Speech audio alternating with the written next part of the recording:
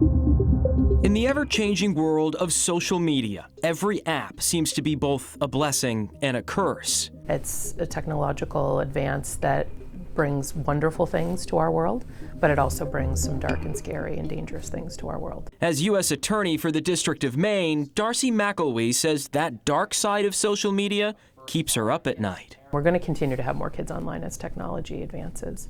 And so we have a huge population of kids, a new generation, if you will, who are going to be vulnerable to exploitation. Exploitation is already on the rise. Data from the National Center for Missing and Exploited Children shows reports of kids being enticed for sexual acts online hit a high of more than 80,000 last year, an 82% rise over 2021. We know that things like child sexual abuse are really hard to talk about. Katie Church heads Maine's Children's Advocacy Center Network, which is on the front line supporting victims of these crimes and educating others who might be at risk. Do you think there's a lot of children out there who may be in a situation online that just don't know they're being exploited?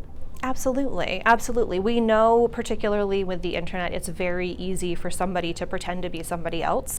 That's how it starts, an unsolicited message from a stranger pretending to be their age. They'll then try to gain their trust, luring them into revealing personal information, even asking for sexual photos, and playing mind games to extort them. These kids aren't going to want to report this. They're going to be horrified and humiliated and embarrassed. And I want kids who are seeing this to know that it's okay to report it. Experts say it's important for parents to build trust and keep the lines of communication open. Ask your kids what apps they're using, how they work, and who they're talking to. It's going to be a little uncomfortable, but that's okay because you can learn and grow together. We can't prevent them from engaging with this stuff, so how do we prepare them? Emma Marie Banks is a computer science specialist with the Maine Department of Education, which is now prioritizing social media safety in the classroom too. Students are going to do what they're going to do. Like if you put in a filter, they're going to find a way around the filter. So it's really about informing them and empowering them to be